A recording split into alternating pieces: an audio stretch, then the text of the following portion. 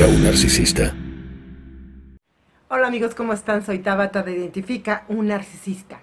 El capítulo de hoy, bueno, aquí tenemos a Tiger que está aquí de visita conmigo. Bueno, no está de visita, vive aquí conmigo, pero bueno, quería salir en este capítulo. El caso es que, bueno, quiero hablar sobre una situación clave para distinguir un narcisista. Y es un asunto que es bien sutil, pero que con eso podemos cacharlos en etapas muy tempranas. Los narcisistas no respetan los límites personales. Tú le dices a un narcisista, oye, es que no puedes pasar porque a mi papá no le gusta que haya gente aquí, y pasan como si no les hubieras dicho nada. Tú les dices a un narcisista que no te gusta que te toquen y no dejan de tocarte. Tú le dices a un narcisista que no te gustan las malas palabras y las sigue diciendo.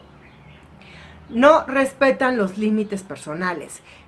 Por eso es la gente que llega y de repente te empieza con un bombardeo de preguntas demasiado personales. Miren, está muy bien interrogar a alguien cuando recién conoces, porque así vas, digamos, conociendo a la persona. Esto es muy necesario, es muy importante.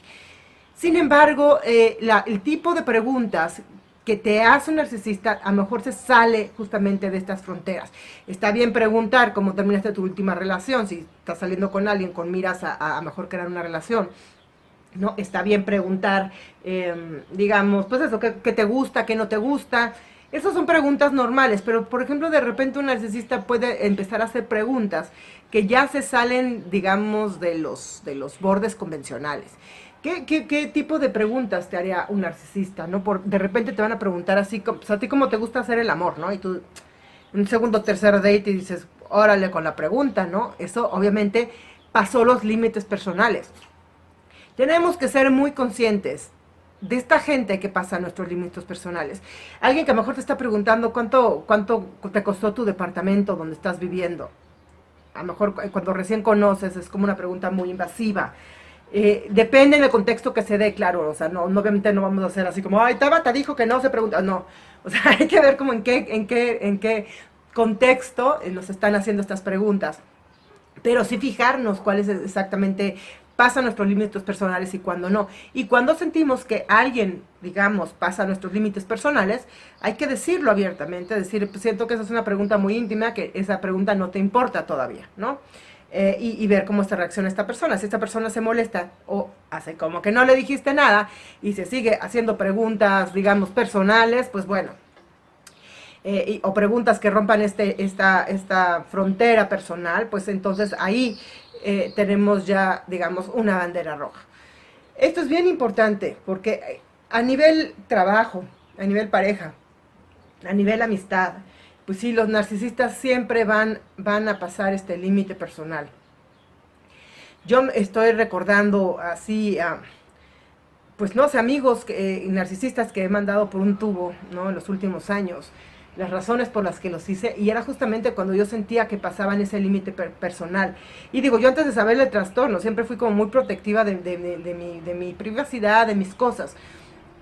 Pero, sí, cuando alguien de plano ya, digamos, puede haber una discusión, por ejemplo, pero cuando rebasa los límites de una discusión sana, pues ya, entonces digamos, debes de, digamos, tomar una medida, ¿no? De respetar ahora sí que tus territorios, tus partes que te ocasionan tu seguridad, tu integridad. Bueno, quería hacer este capítulo porque parece que a veces no entendemos todavía muy bien de qué va este trastorno y realmente es clave la manera en que ellos, digamos, no tienen estas fronteras, de cómo se sienten con derechos que otros no les dan, de cómo se sienten con esta capacidad, digamos, de hacer cosas que según esto pues en la sociedad no son permitidos, como pues la típica, por ejemplo, personalidad en Facebook que todo el tiempo está provocando socialmente, que porque pues, la doble moral del país y la fregada, ¿no?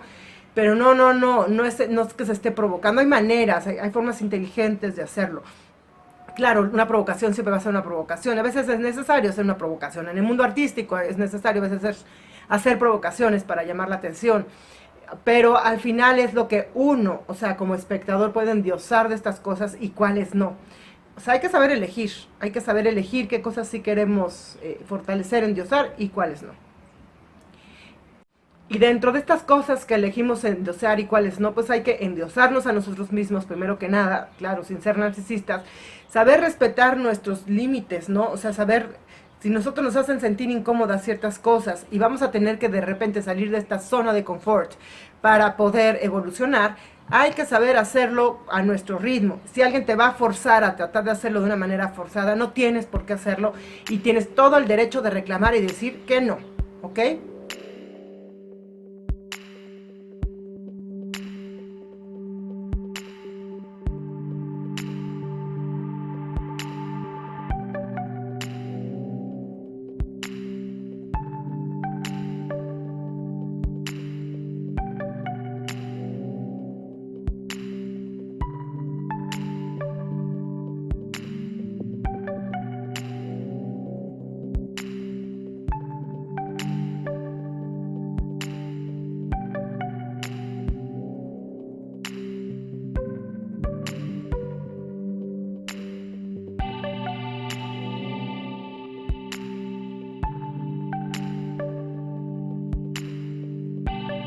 Bueno amigos, esta fue Tabata de Identifica un Narcisista. Los invito a seguirme en Facebook, en Twitter. Si necesitan una asesoría personal, escríbanme, abajo está mi correo. Están bastante económicas y ayudan muchísimo a cerrar estos ciclos, a que pues todo duela menos, a que entiendan más rápido lo que está sucediendo. Si no tienen recursos, porque pues bueno, estos narcisistas nos dejan siempre tirados, pues el canal está lleno de información súper útil que pueden ustedes utilizar para salir adelante. Bueno chicos, los estamos viendo. Identifiquen un narcisista.